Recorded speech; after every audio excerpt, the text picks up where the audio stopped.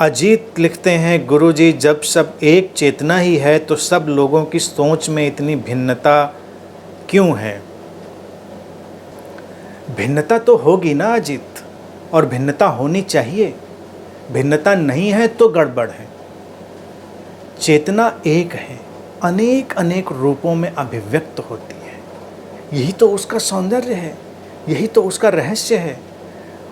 वो एक है तो एक ही रंग में रहे ऐसा तो जरूरी नहीं। जैसे तुम देखो, बहुत ही भौतिक उदाहरण देखो, चेतना तो बहुत व्यापक उदाहरण हो जाएगा, लेकिन फिर भी तुम्हारी पकड़ में आए। बिजली आती है हमारे घरों में, बिजली तो एक ही है ना, अलग अलग रूपों में अभिव्यक्त होती है।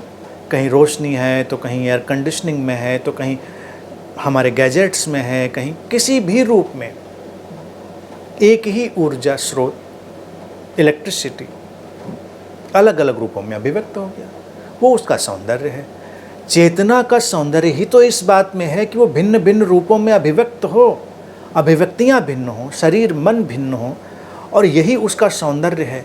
भिन्नता के असीमित जगत का विस्तार देना और उस असीमित जगत के माध्यम से फिर उस स्रोत में लौटना। स्रोत जिसमें सारी अभिव्यक्तियों की संभावनाएं छुपी हुई हैं वो प्रकट हों, सारी अभिव्यक्तियां घटें भिन्न भिन्न रूपों में, और फिर वो वापस स्रोत में लौट जाए। साधक वही है जो इस भिन्नता के पीछे छुपी हुई एकता को जान लेता है। वो उलझता नहीं। तुम क्या जानोगे? तुम जब अनुभव में उतरोगे तो तुम यही जानोगे कि अभिव्यक्तियां भिन्न हैं, कई बार विरोधी लगती हैं, कंट्राडिक्टरी लगती हैं, लेकिन फिर भी उनके पीछे का स्रोत एक है। वो तुमको ठहराव देगा, तुमको स्टिलनेस देगा, तुमको एक किस्म का आधार देगा। तो ये सारी जो चीज़ें हैं इन पर काम करो, समझो इस चीज़ को।